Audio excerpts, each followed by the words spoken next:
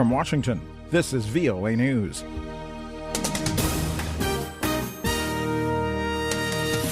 A former volunteer in Sierra Leone is diagnosed with Ebola in Britain. A Greek ferry continuing to smolder off Italy. I'm Vincent Bruce, reporting from Washington. London's Royal Free Hospital says a Scottish nurse who had been volunteering on the anti-Ebola effort in Sierra Leone is in critical condition.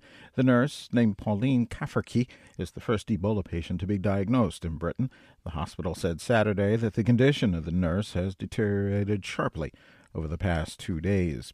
Intense heat from a slow-burning blaze is hampering efforts by firefighters and investigators to search a Greek ferry for any more remains of people killed after the vessel caught fire at sea last month. The ferry was towed to the Italian port of Brindisi in a 17-hour operation across the Adriatic Sea.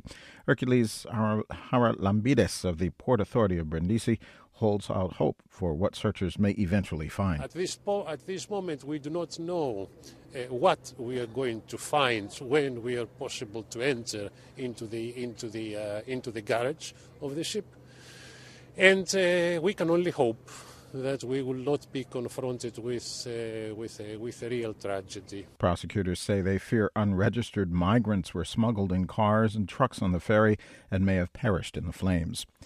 Reports of an attack Thursday in Nigeria now, in which 11 people reportedly died in a Boko Haram offensive. Reports Saturday said the attack took place in the region of Wassa, where militants opened fire on a bus full of passengers. A local military official told Reuters news agency as many as 25 people may have been killed and that 10 others who were injured were taken to a hospital in the regional capital of Marawa. More at voanews.com. This is VOA News.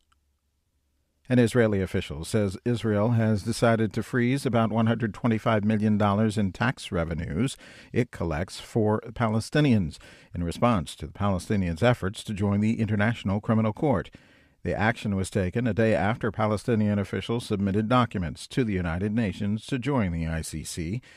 Palestinian Ambassador Riyad Mansour. It is an option that anyone who upholds the law should not be afraid of, and it is an option that we are seeking in order to seek justice for all the victims that have been killed by Israel, the occupying power. Israeli Prime Minister Benjamin Netanyahu had threatened unspecified retaliation for the Palestinians' bid to join the ICC. Special UN representative to Somalia, Nicholas Kay, says there's been considerable success by the U.S. and pro-government forces in the 2014 push against the al-Qaeda-linked al-Shabaab.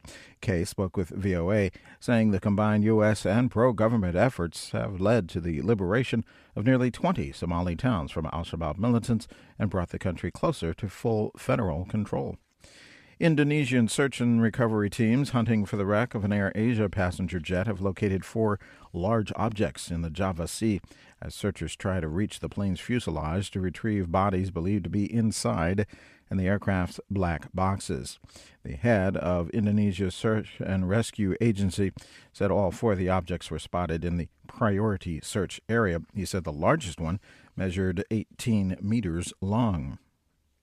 Uniformed police officers from across the U.S. lined up in Brooklyn, New York, Saturday for the wake of Wei Jin-Lu, one of 2 police officers killed in a surprise attack shooting 2 weeks ago. New York's police commissioner made clear in a memo read to police Saturday he did not want officers to make any political statements at Lu's wake Saturday or his funeral on Sunday. The commissioner, William Bratton, was referring to hundreds of police who turned their backs to a giant television monitor displaying the remarks of New York Mayor Bill de Blasio a week ago at the funeral for the other slain officer, Rafael Ramos. Pakistan's military says its fighter planes bombed and destroyed several terrorist hideouts near the Afghan border Saturday. Reports say that at least 31 militants were killed. The Pakistan activity is part of stepped-up counter-militancy army operations in tribal areas along the border with Afghanistan since a militant raid against an army-run school in Peshawar on December 16th killed 150 people. More on all these stories at voanews.com 24 hours a day. I'm Vincent Bruce, reporting from Washington. That's the latest world news from VOA.